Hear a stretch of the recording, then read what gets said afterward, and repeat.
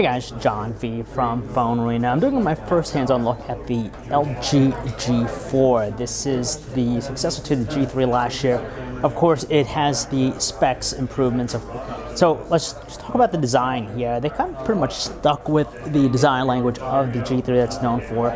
So they say that it is a ceramic-based material that's on top of the plastic base. So for the most part, it is a plastic handset. Not really edgier than the other handsets that are available right now, but it's still nice. It has a subtle curve. So in terms of the feel in the hand, it's pretty good. You get a natural feel, not too wide, and the material that they have here is a textured pattern. It looks pretty nice, different angles, it shimmers.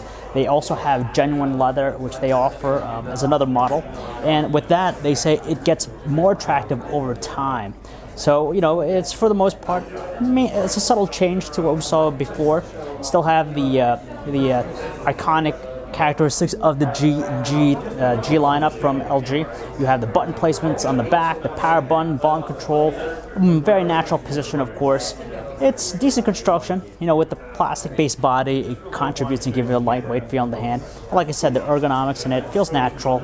I wouldn't say as premium as some of the other handsets, but still nonetheless nice. Let's take a look around the handset. Left side is clean. The bottom, you have the 3.5mm headset jack, microphone, micro USB port. The right is just, you have the notch here to remove the back cover. And on the top, you just have the IR blaster along with the noise cancellation microphone. In the back, they have a new sensor, a 16-megapixel camera, which features an f1.8 aperture lens, and you have also a dual LED flash system. You have the laser focus assist, of course, there. And like I said, it is a removable casing. So the neat thing about that is you still have access to the battery. You could replace that if you want to. In addition, you have your storage. So you have an SD card slot on top of the standard 32 gigabytes that they offer.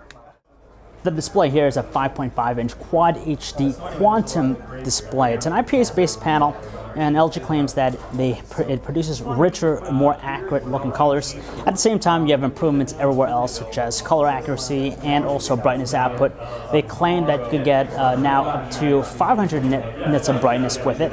Now, looking at it here, it's honestly, it's nice. It's pleasant. Very neutral look. It doesn't seem to be overly saturated, subdued in tone. Nice viewing angles, pretty potent brightness output. And it has the characteristics of a nice display, and with Quad HD, you can expect sharp-looking details, very crisp and clear. So, it's a nice panel overall. Take a look at the customized UI. It's running on top of Android 5.0 Lollipop, so latest build of the platform. And, it has LG's enhancements, refinements. If you like it, you'll probably, still continue to like it.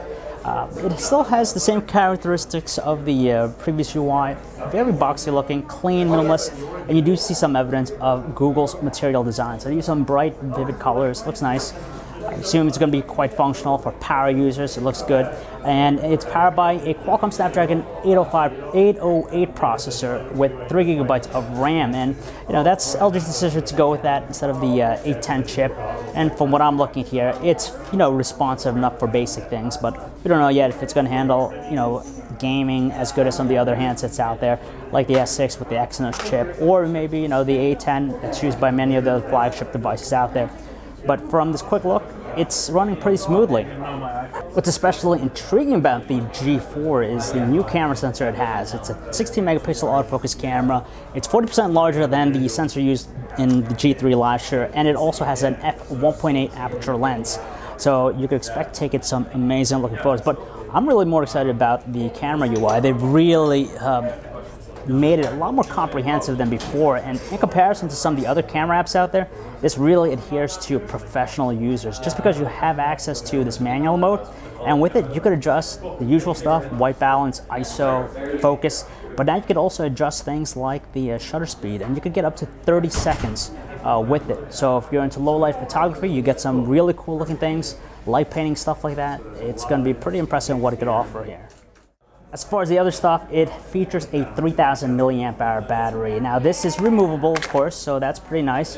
Doesn't offer built-in wireless charging. It's hardwired for that. You would have to get the optional cases to enable the feature, but you still have that option for you. As far as the charging, it doesn't have the quick charging that we see nowadays, but they do say it's a still pretty fast charging system nonetheless. So overall, that's a quick hands-on look at the LG G4. They didn't announce exact pricing or availability, but you can expect soon, and similar to the price point we saw with the G3 last year. So if you guys want to learn more about it, you can check out our website, PhoneArena.com. It's John V. Thanks for watching.